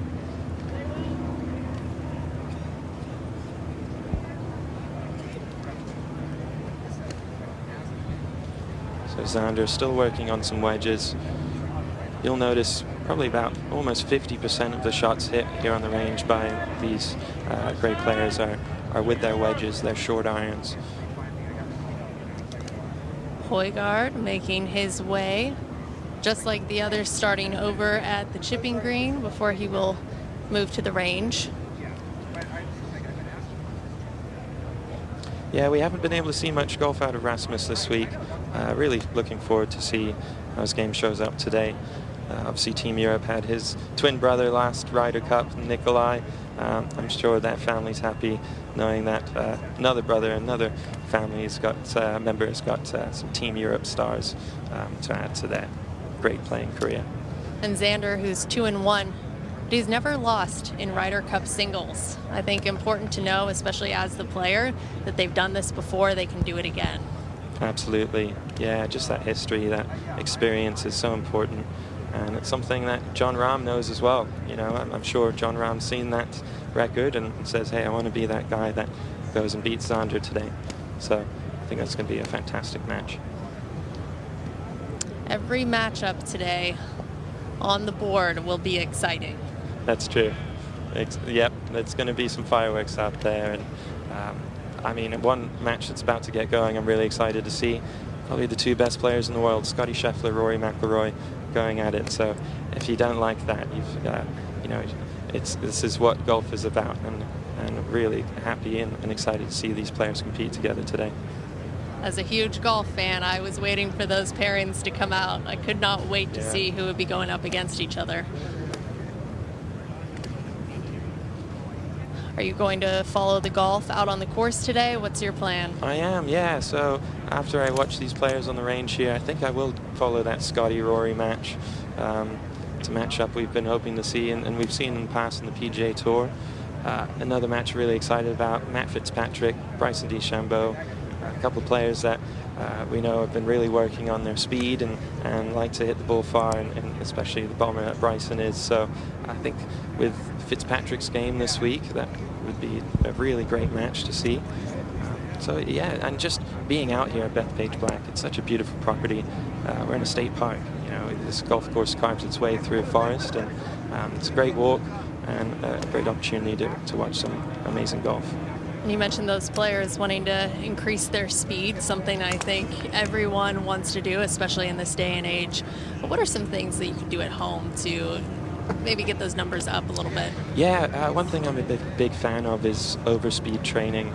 It's something we do at the golf club I work at, Arcola Country Club. Overspeed training with some lightweight speed sticks, for example, something that you can build into your routine and practice at the end of a session, being able to swing the club as fast as you can without the fear of where that golf ball is going can do wonders to unlock a new gear in your golf swing. So I know it's something Fitzpatrick has really dedicated his time to, and we've seen it pay off. He's one of the longer hitters now, getting ball speeds over close to 180 miles an hour above tour average for someone of his stature. Just goes to show that overspeed training can really pay off there. Now back on the top tracer range, both Scheffler and Rahm. Yeah, nice to see Scheffler bomb some drives here. Got such a beautiful golf swing. Loads up to his trail side really nicely, keeps some flex in that trail leg, and then powers his hips through with a little squat and transition. Generates a lot of speed. Not as much of a pause at the top as, of course, Cameron Young, but you do see a little bit of hesitation there where you can kind of reset. And yeah, all these players have such a terrific tempo. They don't rush their transition. They allow that club to fall down, playing nicely, and keeps them in balance in the through swing. Something that you see all these players do a phenomenal job with. Tempo, important not to rush it, especially on that first tee with the adrenaline going. Yeah, it's been great seeing those whoop numbers. You've got players getting up to 140 beats per minute. So if you can keep a nice tempo and a good rhythm, it will do wonders. Back on Xander. Yeah, nice to see him play that little flat fade, get some control over his golf ball. So important to hit fairways out here at Bethpage.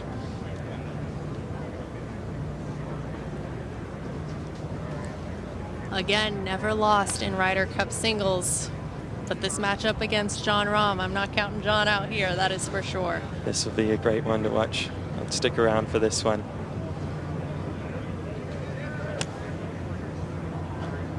Yeah, nice just to see Xander back in action here. I know he's battled some injuries over the last year, but had such a phenomenal stretch of golf in 2024, and looks like he's just about back in form now. He's hit some great golf shots this week. One thing you'll notice here, sorry Alexandra, after their driver they're working back down their set. So it looks like he's got a mid-iron in his hand here, finding that rhythm after making some big swings with the driver.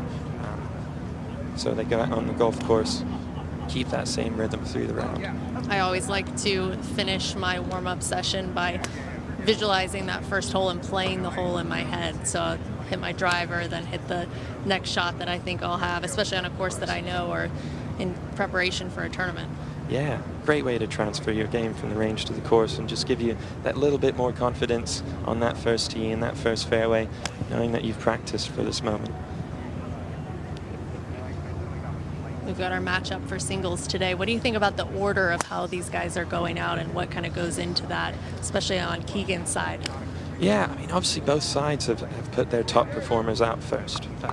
You know, Team USA needs to get points on the boards early, but Europe wants to get this Ryder Cup in their hands, so they've got their best players up there in front. But these late matches are still just as important.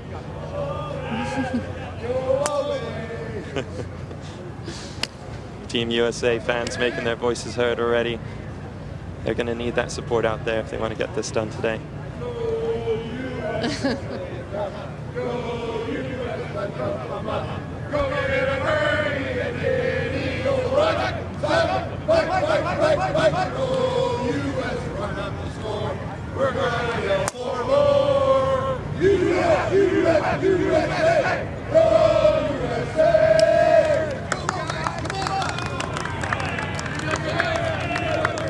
A musical performance for our viewers. There's that passion we want from the fans.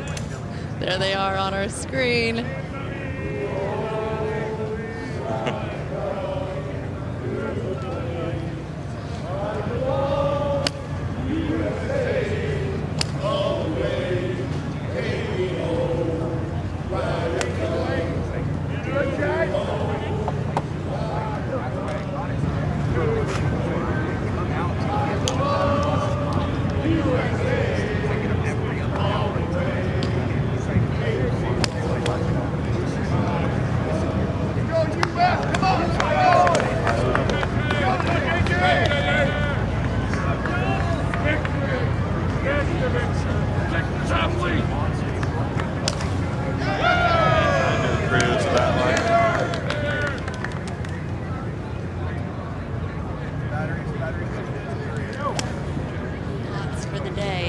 to expect and what we might see. Yeah, I'm hoping for some excitement out there today. Like I said, Team USA's got to get on the board early. I think they can do that with the players that they've sent out first up. So, going to get right out there on the golf course, follow those early matches, and hopefully see an exciting day of golf today. Enjoy watching the matches today. Thank you, Alexandra.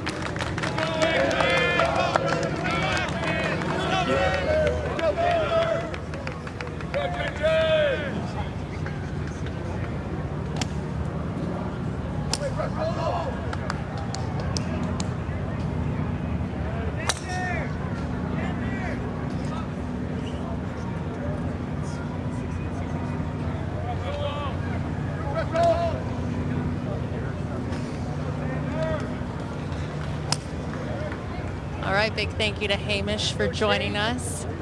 Now live on the range with me, Ryan Adams, PGA of America professional, and also my colleague here, part of the PGA digital team this week. That's right, yeah, here on the range, doing some swing analysis, got out of the tent for a little bit. It's a good, nice break, and it's a nice day, so excited to be here and give some tips for the people at home. And you're a great example that there are many different avenues in golf and how important it is to have that golf knowledge, and then you can use it in so many different ways. Right, yeah, I went through the PGA Golf Management Program at the University of Colorado Springs, where I know you're from, Colorado. Shout out Colorado. So that was a great experience, and then started working for the PGA of America as an intern, then went to PGA Magazine, and now I'm here doing digital at the Ryder Cup, which is awesome. So I'm really excited for this day. And what a spot we have here on the range. Best players in the world, Europeans, going up against the U.S. Ryder Cup team today. Yeah, no, it's looks like some of the matches are already gone out, which is good to see. Hopefully that we can turn the board red a little bit, see a little bit more action from the U.S., but we're watching Russell Henley here. We got Xander Schauffele here. We got JJ Spaun. And JJ here, we got a nice view of his swing. JJ, U.S. Open champion, obviously, so finally we'll see if he can get a point today for the U.S., but it's going to be key for him to start out good. Singles matches are a lot different than what he's been through already in the foursome and four-ball pairings for Friday and Saturday, so I'm really excited to see how he comes out and performs. I think he's going to do really well. He's been a nice part of the U.S. team, and hopefully can get a point for them today. And today will be his first career singles match at the Ryder Cup. Very exciting to see how he will go up against his opponent, especially in match play. I think it's just such a different format compared to what they're used to. What are we going to see out there in the differences in a match play format? Yeah, for sure. You know, match play brings out a lot of different things in golfers. You know, it's more about worrying about what your opponent is doing versus what your score actually is sometimes. Like if your opponent is, you know, struggling off the tee or missing putts, like you don't really have to be as aggressive as you need to be. So for those watching at home, if you're in a match at your club or at a golf course or wherever you're at, it's more about like what your opponent's doing and kind of keeping an eye on them, making sure that you're not, you know, playing too aggressive and you're playing to, you know, win the hole and not necessarily make the best score sometimes. So here we are, the top tracer range, Shane Lowry. Yeah, this Shane's topping out at 262, a little bit more ball speed than JJ Spaun. JJ's more of a accuracy sort of guy, but that, you know, that's huge in your singles matches. You want to be in the fairway, and you want to make sure that you have a good chance to make some birdies and hopefully make some noise and start winning holes versus, you know, hitting it all over the place. So I like JJ's accuracy today for Sunday singles. Now, how about a match you're excited to see today? Yeah, you know, I think like everybody else, I'm really excited to see how the first couple of matches go. I mean, it's just huge names. This is what's so great about Ryder Cup Sunday, I think, is you finally get to see those one-on-one matchups. It's almost just a little bit like a WWE style event where there's a lot of hype around them. They're coming in one-on-one versus each other, and there's been a lot of great Sunday singles matches in Ryder Cup history too. So I would say, you know, the first match, Cameron Young's been an awesome surprise. So him, you know, going up against Justin Rose, who's had a great week, will be great. You know, obviously Rory and Scottie and Bryson and Matt Fitzpatrick, and then obviously Justin Thomas and Tommy Fleetwood, that top 4 like is going to be appointment viewing. So I think those are my 4 favorite matches, but I guess if I could pick one, it would be the first one, Cameron Young and Justin Rose. It's been really impressive to watch Cameron Young play here. It has, yeah. Obviously, he was excited coming into it. A Yeah. New York guy. Right. Gets to come back, play in front of a home fan base. I'm sure Right. he has everyone here watching him this week. Yeah, and I know that, you know, his dad and PGA coach David Young have been a huge part of his journey, and I know that he's as equally as excited to be here, and it's good to see Cameron Young kind of make his Ryder Cup debut in a sterling fashion at a place that he loves in Bethpage. So hopefully he can play well today and end out on a high note. Now back over to Shane Lowry. Yeah, Shane goes up against Russell Henley today. That'll be an interesting match. Good ball strikers there. I think if you're a ball striking fan, you want to follow Shane Lowry and Russell Henley. Lowry's, you know, won an Open Championship, has that major championship pedigree, has a lot of Ryder Cup experience. And as we saw yesterday, he's super psyched to be here. So I think he's going to be a tough out for Russell Henley, but we'll see how it shakes out. One of my favorite moments in golf, watching Shane Lowry walk up the 18th of Royal Portrush to secure that Open Championship win. Yes, for sure. Yeah, he got that major championship monkey off his back, and he's just had a little bit of a career renaissance, so to speak, and especially here at Ryder Cups. You know, in Rome he was a factor, and now here yesterday he kind of guided Rory McIlroy along a little bit and made sure that those two were able to get a point on the board. And so it'll be interesting to see how he does by himself against Russell Henley today.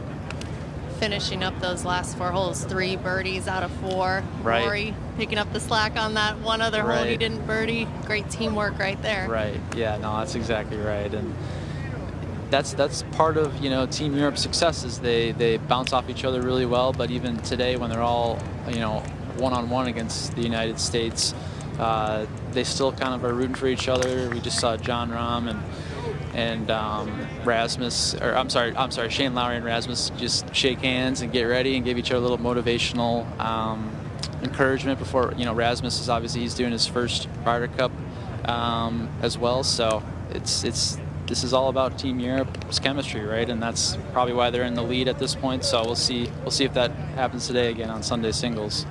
Russell Henley on our screen right now. Yep, great ball striker, very consistent. Went to the University of Georgia. Was a great player there, All-American in his freshman year, and I know that a lot of people love, you know, his consistency and the way he's able to make a lot of birdies and get on a run. So we'll see if he can do that today. I mean, when you take a look at Russell's swing, he's got a couple alignment sticks down, and you know, for those at home watching, alignment sticks are a great way to work on, you know, your setup. You can use them as he's using. You know, he has them on either side of the golf ball to kind of work on his path a little bit. So an alignment stick is a great tool if you're struggling with your aim or just fundamentals. Is put a couple of those down, or just put one down on your feet and see where you're aimed. And I think Russell using those is a great example for those at home. And even if you're not struggling, put down that alignment stick. That's right. That's right. You always keep things consistent. Yeah, exactly. So, yeah, I've always admired the way that Russell kind of goes about his game. He doesn't get really, you know, perplexed by people who hit it further than him. He just kind of sticks to what he does, and that's ball striking and hitting fairways and making sure that he's giving himself plenty of opportunities for birdies. And looks like he's striking it really well today. So we'll see if that can happen today with the Sunday singles match against Shane. I mean, again, ball strikers against each other. It'll be really interesting to see how they attack Bethpage Black, which has been, you know, yielded a lot of birdies this week, especially you know, in the pairings that we saw on Friday and Saturday. So we'll see if that carries over to Sunday singles too. Now let's move over to the short game area. Morikawa hitting out of the bunker. Get to see these players. Yeah, trying to working on a part of their game that will be helpful for today. Yeah, that's right. And the bunkers at Bethpage Black, so for those that don't know a lot about Bethpage Black, it's got a lot of movement to it, up and down hills. There's a lot of deep bunkers with, you kind of have sometimes will short side yourself, or it sometimes makes it difficult to get out of the bunker with just the elevation that you have from down in the bunker up to the green. So that's why you're seeing Colin probably practicing a few bunker shots. He's got his match versus Turtle Hatton today. Hopefully he's not in a lot of bunkers. I think that's something that you don't really want to see out at Bethpage Black too much, is being in the bunkers. But when you're there, you want to make sure you're ready for the elevation and how you have to kind of hit higher lofted bunker shots to get up over the lip and then onto the green. So, and Shane Lowry's doing some bunker practice too. So good to get some of those reps underneath your belt before you head out. Preparation is absolutely key, especially going into a day like today. You need every single point you can, and you don't want to end up in a position where you have not worked on that shot. That's right. You never know what you get on the golf course. Yeah, there might be a chance for you to hole out, and you get a hole, or maybe try to swing a match a little bit with a great shot out of the bunker, out of the deep rough. I mean, we saw that yesterday. John Rahm had an awesome shot out of the rough, and it just changed the tide of one match. So you never know. That's what's great about the Ryder Cup, is like one shot can change the whole afternoon. So I'm excited to see who that is today. Momentum. That's the key thing that we need out here can feed off of itself. Right. Need some of those later matches to get inspired. Yes, that's right. Yeah, the key for these later matches is they have to play just as good as the early matches are, because there may be an opportunity where the matches are going one way or the other, and now all of a sudden, like, these later matches mean a whole lot more than maybe they thought they did at the end of yesterday, right? So from top to bottom, each match matters, right? And so the top guys are, if one team starts putting up some scores and stuff, and you see a lot of your team's color on the board, it kind of can motivate you to go a little bit deeper in your matches. So that's what's important about these back-end matches, is just making sure that you're playing your own game and you're doing your part for the team, because at the end of the day, every point matters. So here we are back on Russell Henley. Top tracer range, seeing those numbers. Yep. Yeah, it looks like he's working with the 3-wood here. On the 4th hole at Bethpage Black, it's a longer par 5, but it requires a lot of the elevated shot with a fairway wood. So he was just working, maybe thinking of that shot, trying to get some good hits with that club, and now he's moving over to the driver. So see how he does there. But yeah, Russell's great part of this team. I think they're leaning on him in this match to make a lot of birdies and try to get up early. And try to put some red on the board, so a lot of the guys can get motivated by that, especially those who are after him, but those before him too. That's what's important, is seeing your team's color on the board can mean a lot to you. So I think they're relying on Russell for that.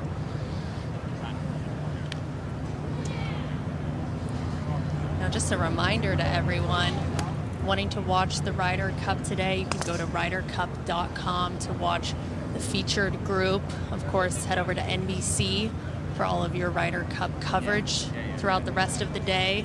Sunday singles. That's right. An exciting day. Yeah, Our U.S. Ryder Cup team needing to do something special to secure the cup. Yeah, no doubt. Something really special, some sort of big historic comeback. So we'll see if they can do it. But well, an important day, but we see these players out here still going through their routines, sticking to what they know, sticking to what they do before every tournament day. Right, which is important, and that's something for the people that are watching at home. Sometimes when you have a big match or a lot of pressure on you, you kind of start to get out of sorts, and you don't do your routine, and you just kind of rush into the shot, and that's where things can go a little off kilter, right? So you see these guys get into the range at a certain time, get into the short game area at a certain time, and go over to the putting green at a certain time. It's important to make sure that you're following that routine that you set up for yourself all other rounds, especially at the Ryder Cup. So. Now, Ryan, just leave us with your final thoughts heading into Sunday singles. Yeah, it's an interesting day, right? Like, Europe is up pretty good over the United States, so those first couple of matches are going to be super important to see who sets the tone, and if the U.S. can kind of you know, put some red on the board. I think that'll inspire the back half of their group and maybe make it a little bit closer. But also, Europe is playing like awesome golf, right? So it's hard to, when you're going up against a buzzsaw like that, it's hard to really kind of find it. But hopefully the U.S. can make it a little bit of an interesting Sunday. So that's what I'm looking forward to. Thank you so much for joining us, Ryan. Thank you all for watching us here live on the range at the 45th Ryder Cup Sunday singles. You can go to RyderCup.com to watch that featured group, and of course NBC for Ryder Cup coverage. Thank you.